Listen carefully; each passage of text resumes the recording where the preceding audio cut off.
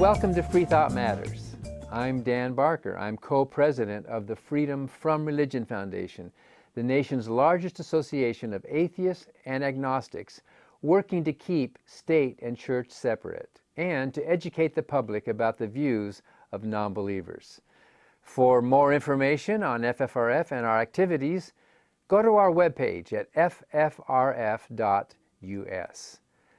I had the recent pleasure, with co-host Annie Laurie Gaylor, of interviewing one of the nation's foremost leaders for women's reproductive rights, Cecile Richards.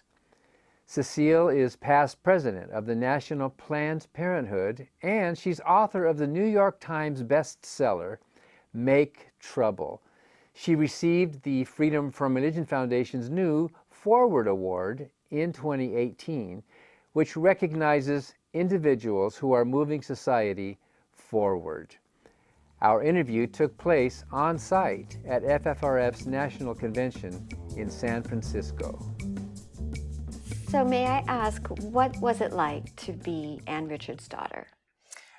Well, she's the only mom I ever had, so of course it's hard to compare. But, as I was growing up, I think what a lot of folks don't know about Ann Richards is for many years she was what we called a housewife. She was taking care of kids, and we lived in Dallas, so she was trying to throw the perfect dinner party and be the perfect wife. And it wasn't until much later that she actually became politically active herself. She was always a lot of fun, and she was very funny. But I don't think she even realized until, after she'd finally got involved in the women's movement, ran for office, what all she was capable of. And I think it was why even, to the end of her life, she was so impatient about women. As we say now, she thought women should just start before they're ready and not wait for an invitation, not wait till your resume was perfect. And I think she would be so excited now to see how many young women are running for office, are doing things that were really unthinkable when she was growing up. So she was a housewife. There must have been some pent-up resentment or frustration there. When she looked back on her life, what she could have been doing, as so many women in her generation were. So they made the firmest feminists when they discovered the women's movement. That's right. And you talked about your mother's commitment to feminism, even right through the end of her life.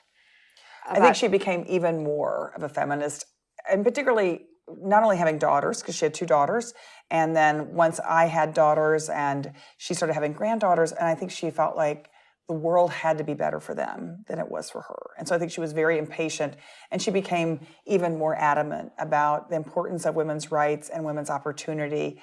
And I see that actually today. I see that with so many women who are now getting active, starting organizations, volunteering on campaigns. Some women I've meeting that have never done anything and are now in their 70s and 80s, and it's like, I've never marched, but now it's important because I thought the world was going to be different for the generations that came after me. You know who else was like that? It was Elizabeth Cady Stanton. She was already raising her family, and then it hit her. She needed to make a difference in the world. Right. Same idea.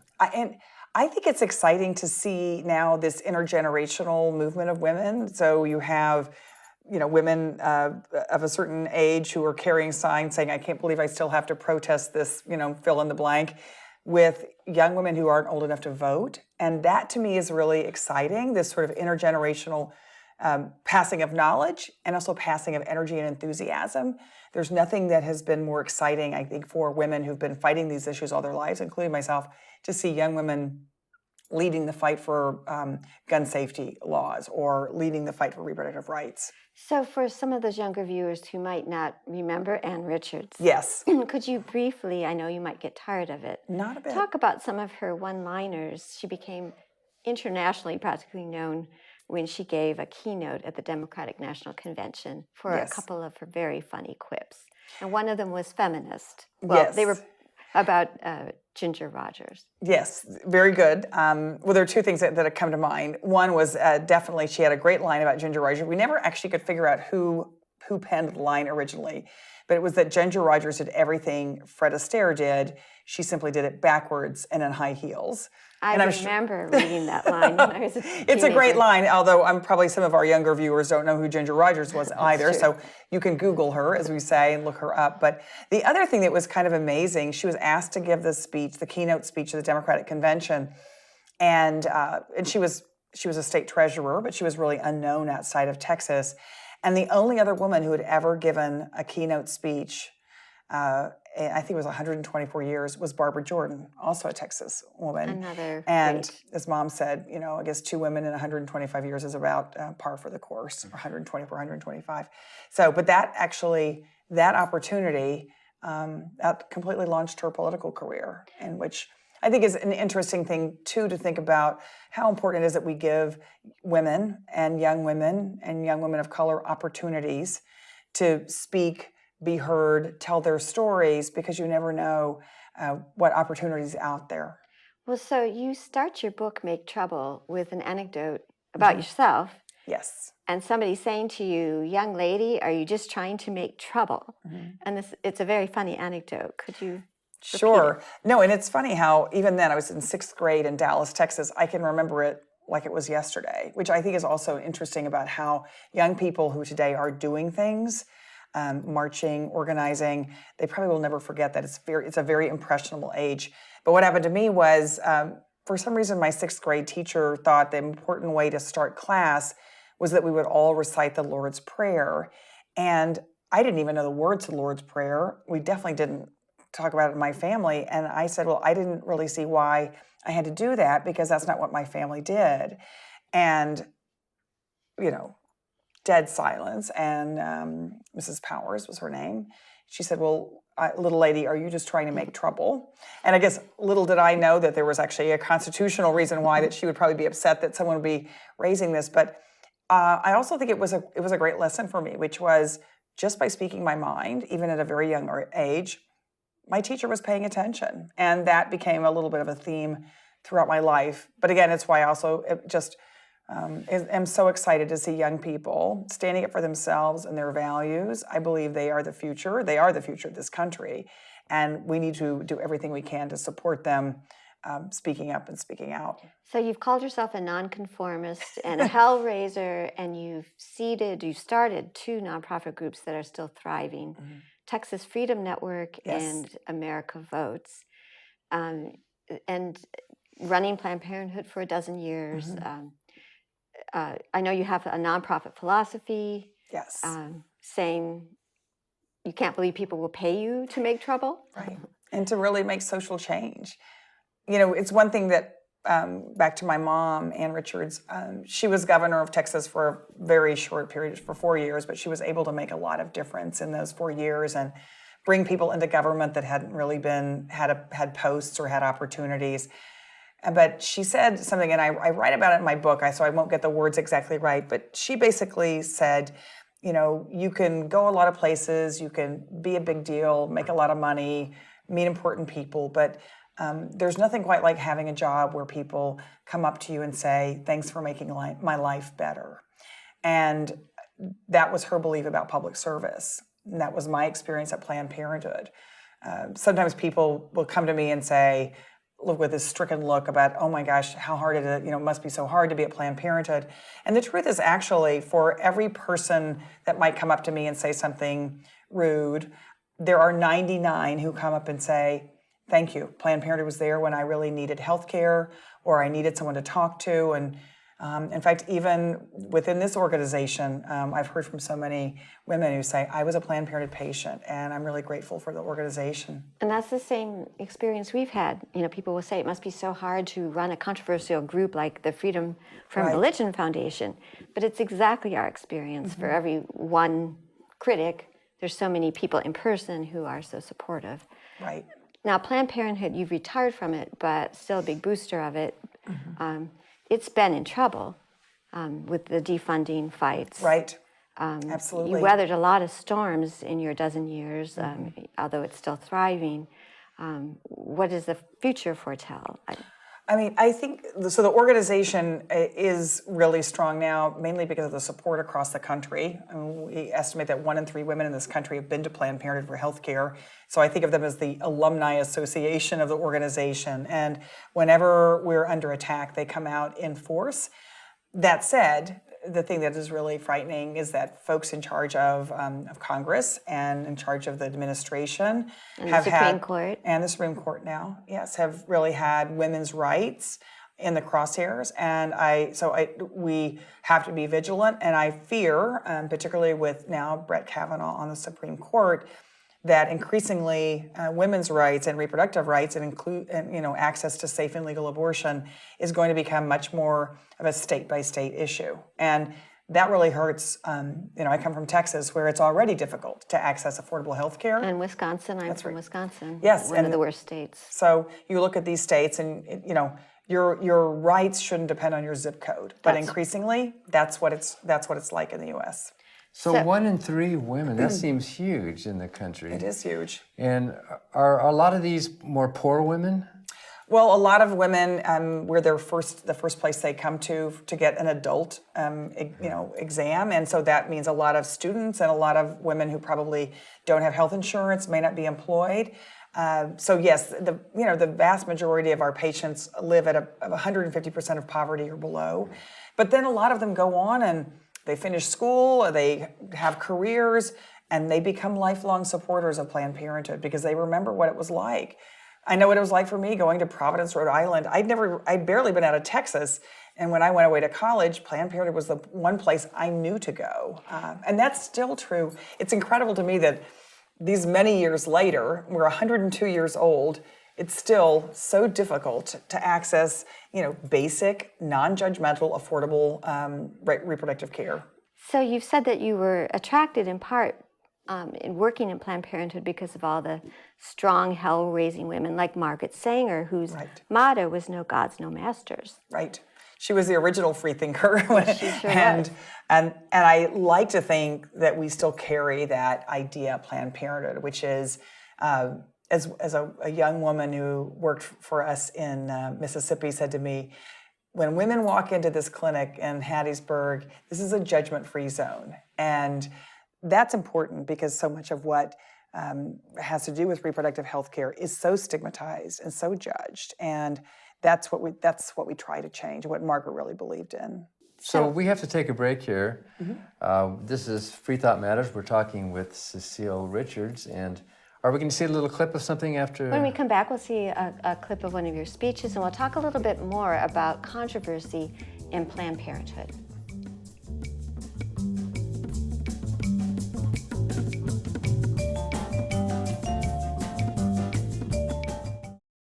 Hi, I'm Ron Reagan, an unabashed atheist, and I'm alarmed by the intrusions of religion into our secular government. That's why I'm asking you to support the Freedom from Religion Foundation, the nation's largest and most effective association of atheists and agnostics, working to keep state and church separate, just like our founding fathers intended.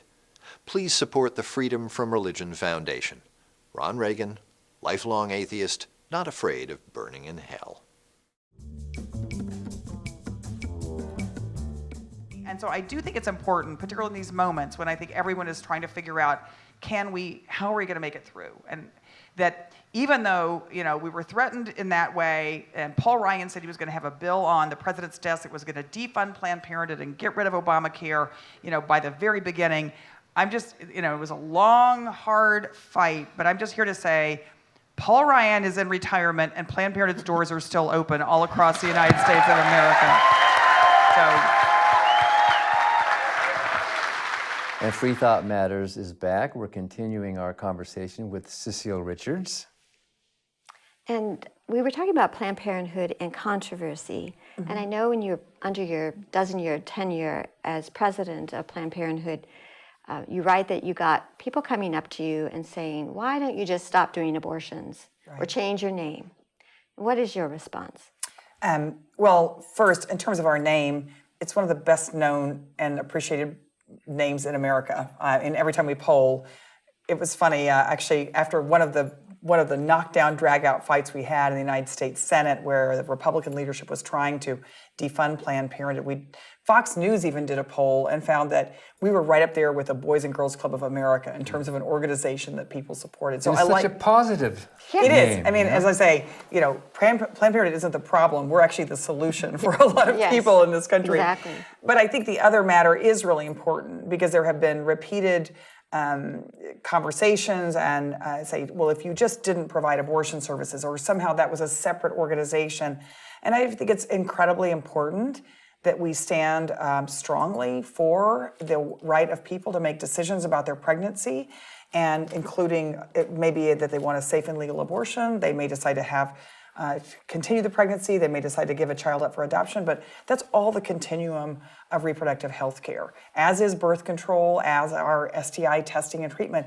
And we're not going to stigmatize people by saying we only provide one kind of health care. And truthfully, in a lot of parts of the country, Planned Parenthood may be the only access to safe and legal abortion that women have that's affordable. So we stand strongly for that. I try to remind people that we do more any given day in America to prevent unintended pregnancy and the need for abortion than any other organization. And I'm really proud of that. I'm proud of the fact that the teenage pregnancy rate is at the lowest ever in history. That's not by accident. That is because we provide sex education, we provide family planning services, and support to young people to keep them healthy and safe and allow them to finish school, pursue a career if that's what they choose. So your book, Make Trouble, has a lot of inside information that's fascinating, but one of the most fascinating stories you tell is being summoned by Jared Kushner and Ivanka to a meeting. Yes. Well, after the election of President Trump, of course, it was a very scary time at Planned Parenthood because he had pledged to defund us.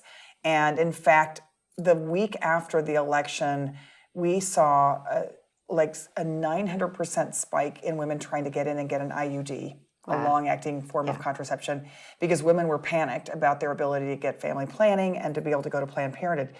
So we had to organize, but then I got a call through someone else that maybe Ivanka Trump wanted to talk, and look, I will go anywhere, talk to anyone. That was Margaret Sanger's philosophy too.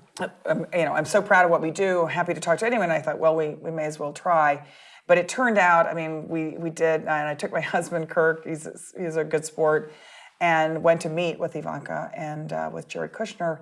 But basically, what they wanted to do and what Jared Kushner was proposing is that if we would quit providing abortion services to people, then he would talk to Paul Ryan about getting even more funding for Planned Parenthood. And I said, well, the organization wasn't going to trade off women's rights and access to health care for money. But I said, but what you were talking about doing, defunding us, actually, this is an important point. We don't get any federal funds for abortion services. The Hyde Amendment has prevented that for years, and even though I disagree with that, that's the law, and we abide by it.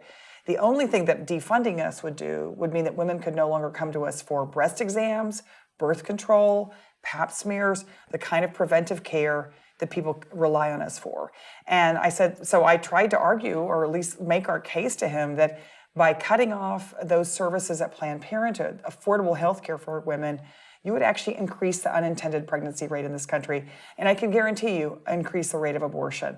So I actually think that them doing this kind of thing for political purposes is so detrimental to the very goal, which is to keep women healthy and safe. Well, it's punitive, is what they're trying to do. Completely. No, I agree. And this is what I actually had several meetings with members of the United States Senate to say, this is actually taking one healthcare provider, which just happens to be the biggest women's healthcare provider in the country, and saying, we're going to treat you differently than all other healthcare providers.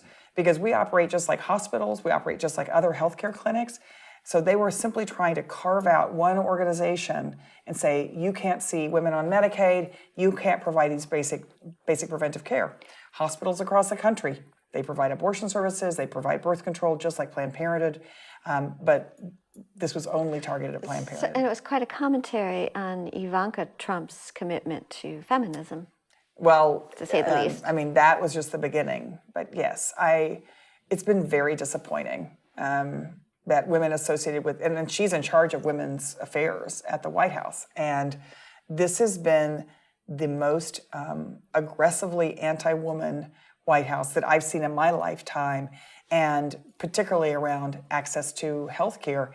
One of the really deep ironies that was underreported, in my opinion, is when the president was trying to get rid of the Affordable Care Act, which would mean millions of people would lose their health care coverage. They also tried to basically had proposed a law that almost passed that would have ended maternity benefits for hundreds of thousands of women in this country. And that to me is so cruel. We have the highest maternal mortality rate in the developed world. And the fact that we would cut more women off of access to maternity benefits is unconscionable. I think it's immoral. So your whole book is called Make Trouble. Yes. Now, it's the good kind of trouble. Good trouble. That's what, as Congressman Lewis says, John Lewis, one of my real idols, and such a great leader, he said, it's important to get into good trouble. But part of it is to show that we can make a difference, that an individual such as yourself or anyone else can really change the world. And you do give an example of your mother's run for the governorship. Right. Where she became the first woman governor of Texas, and you write about how no poll said she would win. Right.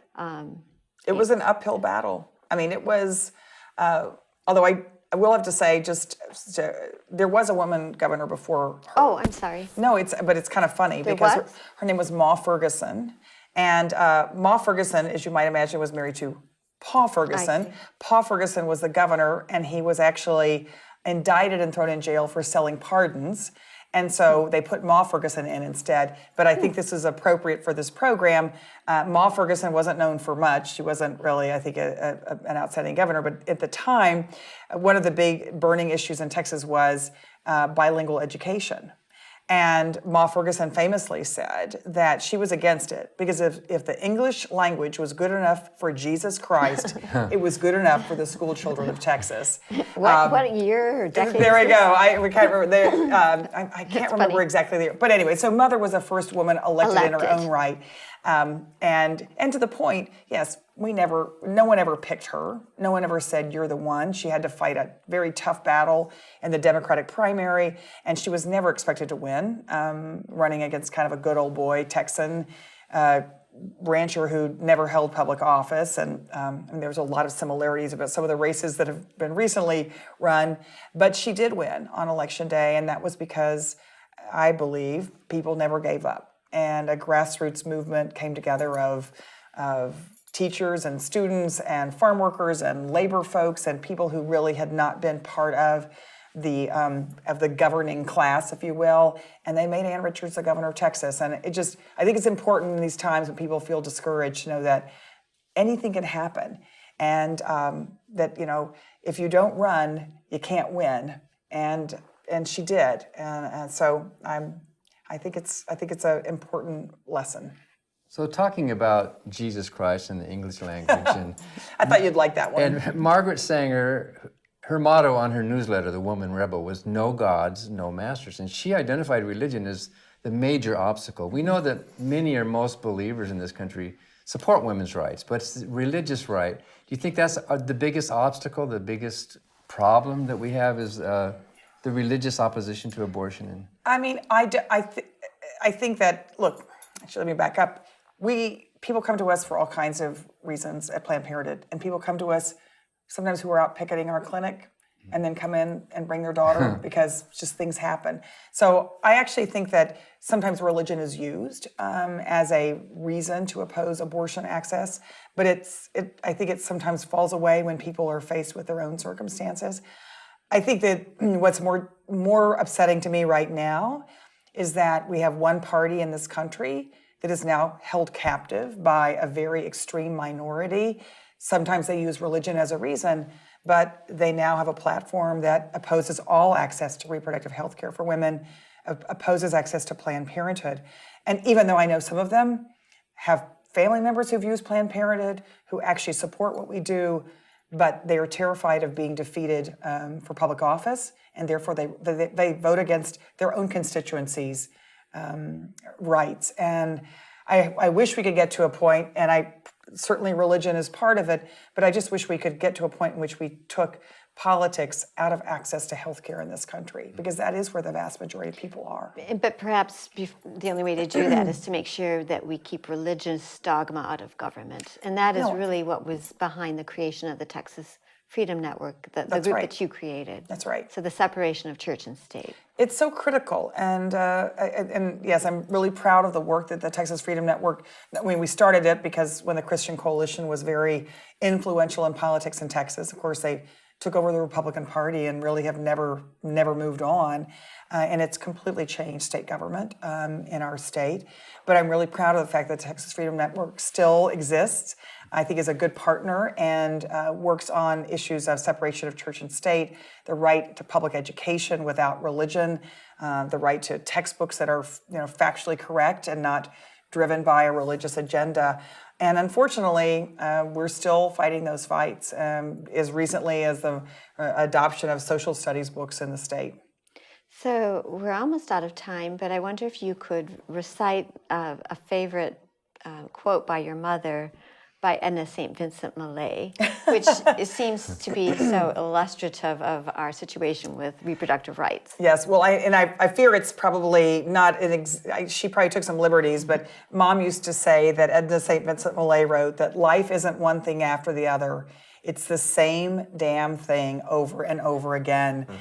And for people who are feeling weary about the fight over women's rights, reproductive rights, separation of church and state, all kinds of liberties that we thought we were done, I fear we're going to have to fight a lot of these battles over and over again. And I'm just grateful that people seem to be doing that and have not given up. Well, it's just another opportunity to make trouble. That's right. So we should embrace that. Which is a good thing to, yes, and to find other troublemakers along the way. I like to say that, not just making trouble for its own sake, but for the good of, I hope, good of humanity, and that it can be a joyous thing, and that you can meet amazing people, as I did during my life. Your husband? And my husband, for one. I met my husband that way. I would say that to anybody who is weary, and many of us are weary, they really need to read your book, Make Trouble. It's really fun. It's fortifying, exhilarating in some ways, and what can be accomplished and what we need to do to keep winning these battles. And so thank you so much, Cecile Richards. Thank you. It was such an honor to be here. I'm really grateful. Thank you. And thank you for watching Free Thought Matters. Because free thought matters.